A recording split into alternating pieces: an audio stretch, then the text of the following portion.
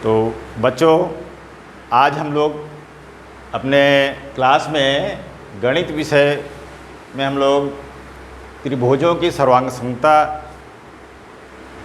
अध्याय की शुरुआत करेंगे और उसमें देखेंगे कि हम लोग दो त्रिभुजों की तुलना हम लोग कैसे करते हैं और वो कैसे हम लोग उसको ये दिखाते हैं कि ये एक पहला जो त्रिभुज है वो दूसरे त्रिभुज से किस प्रकार से वो एक समान है या वो सर्वांगसम है। तो उसके बारे में आज हम लोग इस कक्षा में चर्चा करेंगे। तो इसके पहले हम बताना चाहेंगे कि आज की जो अवधारणाएं हैं वो इस प्रकार हैं।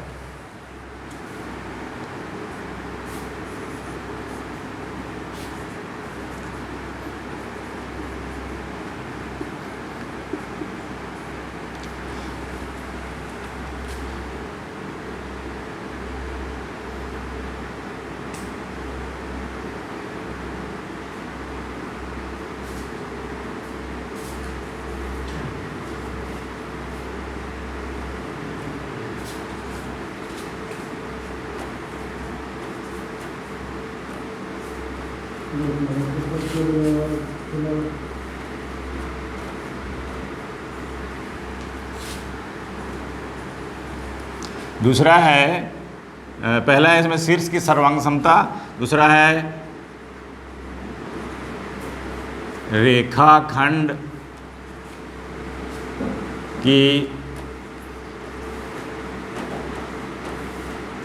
सर्वांग समता,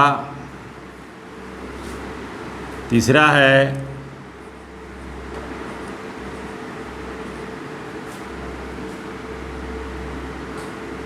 कोणों की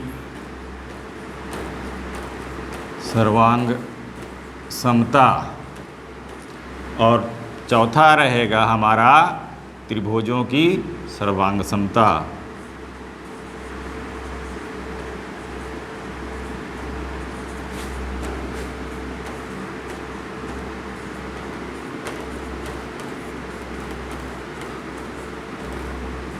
तो जैसा कि हम लोग देख रहे हैं, यहाँ पर हम लोग आज सर्वांग समता की बात कर रहे हैं। सर्वांग समता का एक अर्थ हम लोग पहले समझ लेते हैं कि ये तीन शब्दों से मिलकर बना हुआ है। सर्वांग समता जो है वो तीन शब्दों से मिलकर बना हुआ है, जिसमें पहला है शब्द सर्व, दूसरा है अंग और तीसरा है समता। तो ये जब एक जुट हो जाएगा तो हम लोग बोलेंगे सर्वांग समता। अब हम लोग इसका अर्थ देखते हैं। सर्व का अर्थ होता है सभी और अंग का अर्थ तो हम जानते ही हैं कि वो अंग है जो कि सभी किसी भी चीज़ में जो अंग होते हैं, जैसे हमारे शरीर में कई एक अंग है, हाथ है, पैर है, उसी तरह से कोई भी ज्यामितीय आकृति भी है तो उसमें भी कुछ उसके अंग होते हैं। आगे हम लोग इसकी चर्चा कर लेंगे। और समता का अर्थ होता है समान, एक समान। तो इस तरह से हम लोग सर्व अंग समता यानी कि सर्वांग समता पर आज हम लोग चर्चा करने जा रहे हैं। और आगे हम लोग अभी देख रहे हैं कि एक जब हम लोग बात करते हैं, सबसे पहले हम लोग किसी बिंदु या शीर्ष की सर्वांग समता के बारे में बात करेंगे कि अब ये एक बिंदु है, ये किसी दूसरे बिंदु से किस प्रकार एक समान होगा। अब दूसरा एक बिंदु यहाँ मान लेते हैं, इसको हम लोग मान लीजिए लिखते हैं एक बिंदु A और ये एक दूसरा बिंदु लेते हैं हम लोग B। अब A और B एक समान है या नहीं है, कैसे पता करें? तो हम लोग ये जानते हैं कि बिंदु एक काल्पनिक आकृति होता है और जिसका ना लंबाई है, ना चौड़ाई है, ना मोटाई है। तो इस तरह से हम लोग कोई भी बिंदु है वो जब हमें किसी तल पर दिखाई दे तो वो एक जैसा ही होता है हमेशा, तो उसको हम लोग बोलेंगे बिंदु सर्वांगसम है। अब हम लोग आते हैं रेखाखंड की सर्वांगसमता। तो रेखाखंड कैसा होता है? अब सपोज कीजिए कि ये एक रेखाखंड है। यदि हम लोग इसको इस तरह से दिखाते हैं तो बोलते हैं कि ये एक रेखा है। लेकिन जब हम लोग इसको खंडित रूप में लेते हैं तो इसको हम लोग मान लीजिए इसका नाम हम लोग लेते हैं ए और ये लगते हैं बी। तो ये ए बी जो एक रेखाखंड है वो हम लोग उसको इस तरह से दिखाते हैं ए बी। अब इसका हम लोग आगे देखते हैं कि रेखा में दो अंत बिंदु है, तो इस तरह से ये एक रेखा को दर्शा रहा है। अब एक और रेखा हम लोग लेते हैं, रेखाखंड लेते हैं जो कि मान लीजिए ये बिंदु P है, ये बिंदु Q है। तो ये दो रेखाएं कब सर्वांगसम होंगे, इस पर हम लोग चर्चा करना चाहेंगे। अब हम लोग देख रहे हैं कि AB एक रेखाखंड है, PQ एक रेखाखंड है। अब हम लोग इसको क्या करते हैं, एक ट्रेसिंग पेपर लेते हैं। ट्रेसिंग पेपर लेकर उसमें AB के ऊपर रखते हैं और उससे एक ट्रेसिंग पेपर पर लाइन खींचते हैं और उस ट्रेसिंग पेपर को PQ पर हम लोग अध्यारोपित करते हैं, यानी रखते हैं। और यदि बिंदु A को हम लोग यहाँ पर P पर रखते हैं, बिंदु A को हम लोग P बिंदु पर रखें, तो यदि ये सर्वांगसम है तो बिंदु B Q पर पड़ेगा, यानी कि दोनों के लंबाई समान होगा। तो जब समान होगा तब हम लोग कहेंगे कि ये सर्वांगसम है। तो इस तरह से हम लोग ये रेखाखंड की सर्वांगसमता के बारे में बात करेंगे। अब हम लोग आते हैं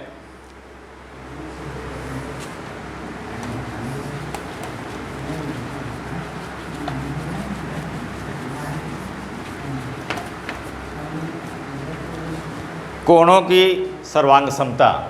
कोणों की सर्वांगसमता कैसे करते हैं? हम लोग देख रहे हैं कि एक कोण बना लेते हैं हम लोग क्या जानते हैं कोण क्या होता है? किसी एक उभयनिष्ठ बिंदु से निकलने वाले दो किरणों से बनी आकृति को कोण कहते हैं। तो चलिए हम लोग एक कोण बनाते हैं। एक बिंदु हम लोग ले लिया A और एक किरण हम लोग इस तरह से बनाते हैं और एक किरण यहाँ से इस तरह से बनाया।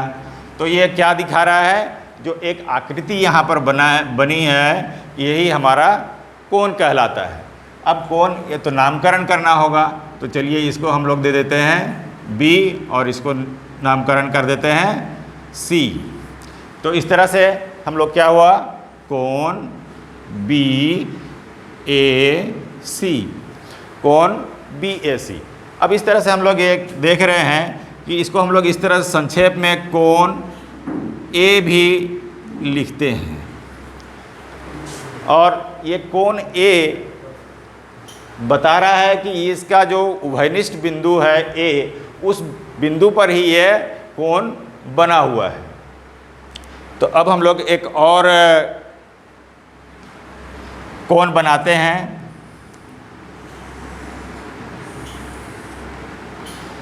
जिसका ये बिंदु P है, ये बिंदु Q है और ये बिंदु R है। तो यहाँ भी एक कोण बन गया है। तो ये कोण हमें ये देखना है कि ये दोनों जो कोण हैं क्या वे आपस में बराबर हैं या समान हैं, तभी हम लोग इसको सर्वांगसम कहेंगे। तो इस तरह से हम लोग अब क्या करना होगा कि जैसे हम लोग की रेखा के बारे में जब हम लोग ट्रेसिंग करके या उसकी लंबाई को माप करके एक दूसरा पर रख करके देखे थे, उसी तरह से हम लोग एक ट्रेसिंग पेपर लेंगे और ट्रेसिंग पेपर ले करके उस पर रख करके इस तरह से पेंसिल से कोण BAC बनाएंगे और कोण BAC बनाने के बाद उस ट्रेसिंग पेपर को हम लोग दूसरा जो कोण है जिसका नाम हम लोग RPQ है, इस पर हम लोग रखेंगे। अब उस रखने के क्रम में हमको कुछ चीज़ों पर विशेष ध्यान रखना है कि बिंदु A जो है वो P पर पड़े और उसकी भुजा AC जो है वो PQ पर पड़े और भुजा AB वो PR पर पड़ना चाहिए। यदि ये दोनों सभी बराबर हैं, एक ही संगत के साथ वो मिल रहे हैं, यानी कि बिंदु A बिंदु P पर, भुजा AB PR पर और भुजा AC PQ पर पड़ रहा है, तो अब ये यहाँ पर ये जो दोनों कोण हैं वो क्या हो जाएंगे, बराबर हो जाएंगे। अब जब बराबर होंगे तो हम लोग कह सकते हैं कि ये दोनों कोण सर्वांग सम है।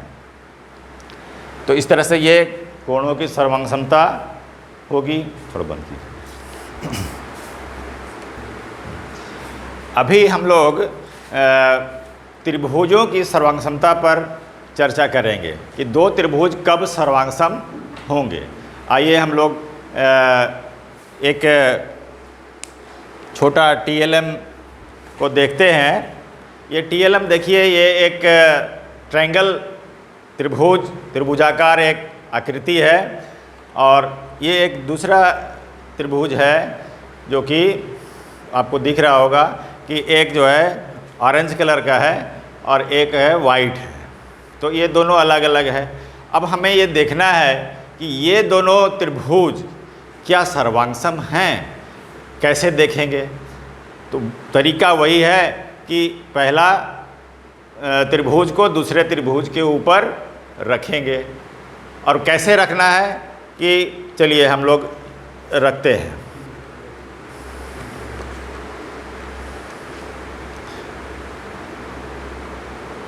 अच्छा, क्या ये आपको लग रहा है कि ये सुमेलन हो रहा है? क्या लग रहा है? शायद नहीं लग रहा होगा। चलिए हम लोग इसको और थोड़ा सा घुमाते हैं और इस तरह से रखते हैं। क्या ऑरेंज वाला जो ट्रायंगल है वो सफ़ेद ट्रायंगल को पूरी तरह से ढक लिया? यदि ढक लिया है तो हम कहेंगे कि ये दोनों त्रिभुज सर्वांग-सम है। तो इसमें हुआ क्या? हुआ ये कि यदि ये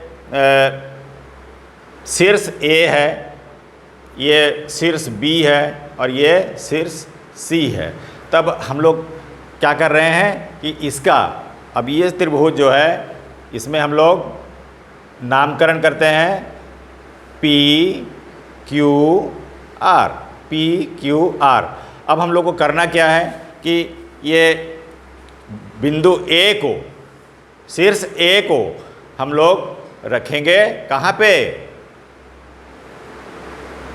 A को रखना है P पर। यदि A को हम लोग दूसरे किसी जगह पर रख देंगे तो वो सर्वांग-सम, वो मेल नहीं करेगा, सुमेलन नहीं होगा। यहाँ पर सुमेलन की बात करना बहुत ज़रूरी है कि वो उसके संगत में आना चाहिए, है ना।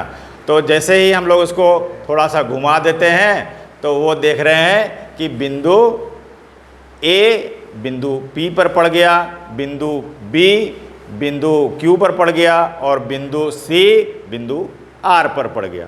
चलिए इसको हम लोग एक चित्र के द्वारा भी देख लेते हैं। तो चलिए एक ट्रायंगल हम बना रहे हैं इस तरह से,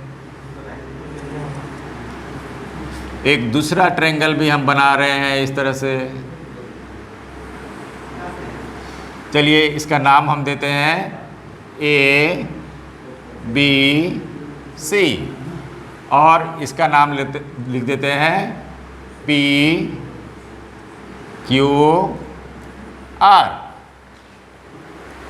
तो वही है कि ट्रेसिंग करना है। ट्रेसिंग पेपर लेकर के उसके ऊपर रखकर पेंसिल से बनाएंगे और उसको दूसरे त्रिभुज के ऊपर रखेंगे संगत के साथ मिलाते हुए। जैसे कि कोण ए का संगत बिंदु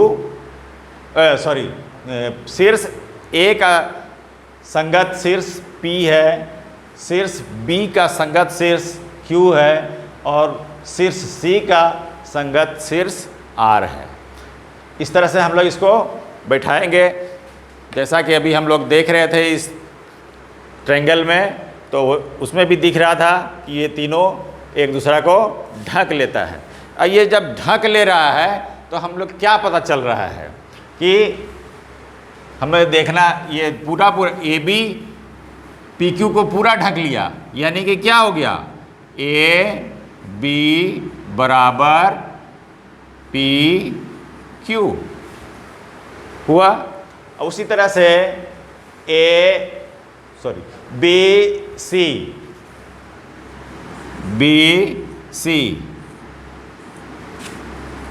बी सी किसके बराबर हो जाएगा, क्यू आर के बराबर होगा। और साथ ही साथ ए सी किसके साथ बराबर होगा, पी आर के साथ बराबर होगा। ये भुजाएं बराबर हो गई। पहले त्रिभुज की तीनों भुजाएं दूसरे त्रिभुज के तीनों भुजाओं के बराबर हो गई। चलिए, तो हम लोग क्या कहेंगे, ए बी सी का में दिया हुआ जो संगत भुजा है वो उसके बराबर हैं। अब चलिए कोणों की बात करते हैं।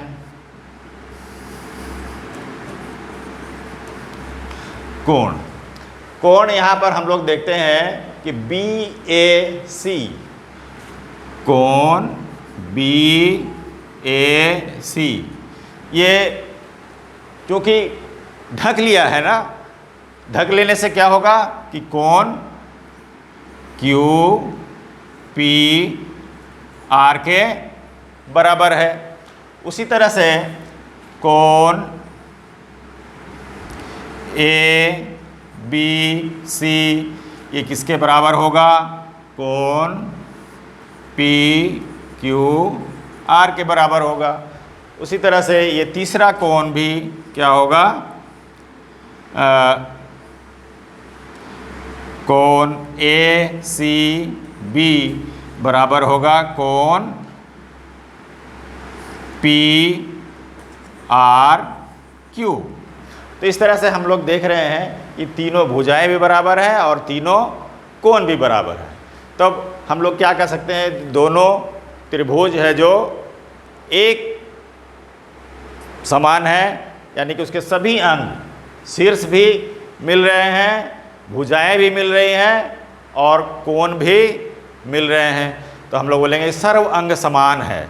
तब हम लोग कह सकेंगे कि हम लोग ये दोनों त्रिभुज जो है सर्वांग सम है। यहाँ सर्वांग समता की जब बात करते हैं तो हम लोग एक विशेष चिन्ह का प्रयोग करते हैं, एक सर्वांग समता के लिए एक विशेष चिन्ह का प्रयोग करते हैं। वो इस प्रकार है,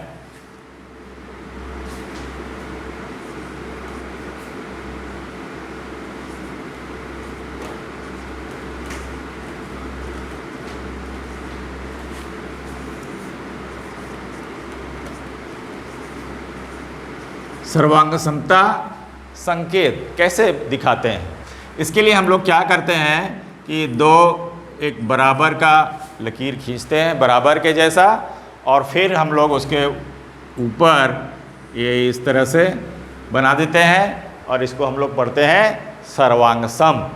इसको क्या पढ़ते हैं, सर्वांग सम। तो इस तरह से हम लोग सर्वांग समता का चिन्ह करते हुए का उपयोग करते हैं।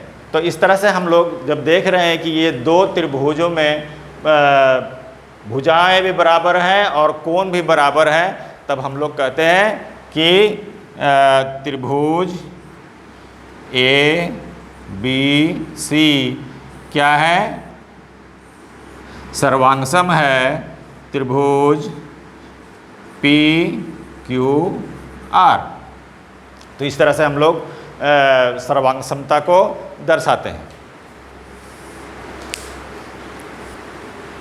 चलिए अभी हम लोग एक ये दिए हुए चित्र पर ध्यान देते हैं और एक तलीय आकृतियों की सर्वांग समता पर चर्चा करते हैं।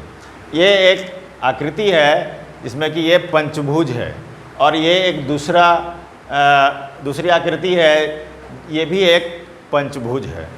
हम लोग वैसे ही करते हैं, इसको ट्रेसिंग पेपर पर ट्रेस करते हैं और ये देखते हैं कि क्या F1 जिसका पहला का नाम F1 है और दूसरे का नाम F2 है, क्या F1 F2 को ढक लिया? यदि वो ढक लिया तो क्या होगा? सर्वांग सम है। उसी तरह से ये आकृति F3 जिसमें कि एक जो आकृति आपको दिख रहा है वो आकृति F4 पर F3 का ट्रेसिंग कर F4 पर रखते हैं, यदि वो उसको ढक लेता है तो वो सर्वांग सम होगा।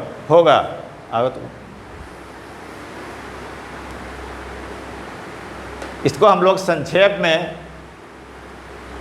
में F1 सर्वांग सम F2 और F3 सर्वांग सम F4 की दर्शाते हैं। अभी हम लोग के पास एक देखना है, एक समझना है कि यहाँ जो कुछ आकृतियाँ दी गई हैं, अब इसमें आपको ये चिन्हित करना है कि कौन सी आकृति सर्वांग सम है और कौन सी आकृति जो है वो सर्वांग सम नहीं है। तो हम लोग उसके लिए क्या अभी तक हम लोगों ने जो देखा है उसमें क्या देखते हैं कि वो उसको ट्रेसिंग करके उसको आगे हम लोग दूसरे आकृति पर रखते हैं। तो हम लोग आप यहाँ पर क्या देख रहे हैं? दो वृत्त हैं, लेकिन क्या पहला वृत्त दूसरे वृत्त को पूरा ढक लेगा? ये आपको सोचना है और सोचने के बाद आपको ये निर्णय लेना है कि क्या ये दोनों सर्वांग सम हैं। उसी तरह से ये दूसरे नंबर में जो आकृति दी गई है वो उसे भी आपको पहचान करना है और ये दिखाना है कि आप ये दोनों जो आकृतियां हैं वो सर्वांग सम है या नहीं है। उसी तरह से ये आकृति भी आपको दिखाना देखकर पता लगाना है कि ये दोनों सर्वांग सम हैं या नहीं। उसी तरह से ये 4 नंबर, ये आपका प्रयास करना है आपको और ये पता लगाना है कि ये आकृतियाँ जो है वो सर्वांग सम है या नहीं है।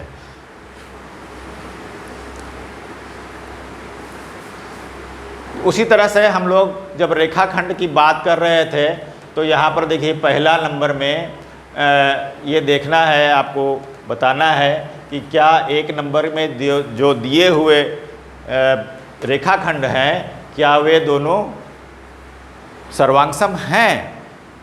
सर्वांग समता के लिए, रेखाखंडों की सर्वांग समता के लिए हम लोग क्या किए थे? ट्रेसिंग किए थे या फिर उसको स्केल से माप लिए थे। और यदि दोनों की लंबाई समान है तो हम लोग कह सकते हैं कि ये दोनों रेखाखंड सर्वांग सम है। कौन से रेखाखंड सर्वांग सम है या कौन सा नहीं है। उसी तरह से अब इसमें हम लोग देख रहे हैं जो कोण की बारे में बात किए थे हम लोग। यहाँ पर एक चित्र दिया हुआ है जिसमें यहाँ पर आपको 30 डिग्री दिख रहा है, यहाँ भी 30 डिग्री दिख रहा है। तो ये पहला जो आपका कोण का माप दिया हुआ है दोनों समान है, अर्थात इसका कुछ नाम दे देते हैं। सपोज कीजिए इसको नाम हम लोग देते हैं X Y Z और इसका नाम दे देते हैं हम लोग M N P। तो क्या यहाँ कोण 30 डिग्री दिया हुआ है और यहाँ कोण भी 30 डिग्री दिया हुआ है, तो आपको क्या लगता है कि ये क्या होगा? सर्वांग सम होगा या नहीं होगा? ये आपको समझना है और समझकर बताना है। उसी तरह से यहाँ पर जो 2 नंबर का प्रश्न है, इसमें भी हम लोग देख रहे हैं कि एक कोण दिया हुआ है। ये किस तरह का कोण है आप जानते होंगे कि इस तरह की आकृति को कौन सा कोण कहते हैं, और ये आकृति कौन सा कोण कहलाता है। हम जानते हैं कि ये अधिक कोण है और ये समकोण है। तो स्वाभाविक है कि ये दोनों सर्वांगसम नहीं होंगे। आप इसको अपने ज्यामिति बॉक्स में दिए गए चांद की सहायता से माप कर आप इसको देख सकते हैं कि वो दोनों कोण समान है या नहीं है। लेकिन जहाँ तक बात है, हम लोग को ट्रेसिंग करना ही मुख्य उद्देश्य है कि उसको ट्रेसिंग करके देखना है कि वो उस पर पड़ता है या नहीं पड़ता है। उस तरह से हम लोग आगे एक रिक्त स्थान दिया हुआ है, इसमें लिखा हुआ है 2 कोण सर्वांगसम होते हैं यदि उनके कोण क्या होते हैं, कोण क्या होते हैं। अब देखिएगा क्या लिखा हुआ है, 2 रेखाखंड सर्वांगसम होंगे यदि उनके माप क्या होंगे, समान होंगे या असमान होंगे। या आप उस लेसन से पहले उस अध्याय को पढ़ेंगे आप, तो आपको ये पता चल जाएगा कि यहाँ पर क्या लिखा जाना है। कोण समान होते हैं, उनकी माप समान होते हैं। इस तरह से आइए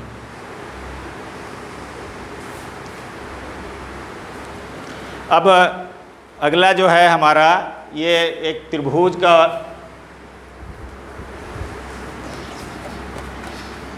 का दिया हुआ है। इस चित्र में भी आप देखेंगे कि प्रश्न 1 में आपको 2 ट्रायंगल दिया हुआ है, प्रश्न 2 में भी 2 ट्रायंगल दिया हुआ है, और उसकी माप पर आप ध्यान दीजिएगा कि वो किस तरह से दिया हुआ है। यदि दोनों समान होंगे तो सर्वांगसम लिखेंगे, और यदि सर्वांग नहीं है तो सर्वांगसम नहीं होंगे। Thank you. आप बच्चों, आज इतना ही हम लोग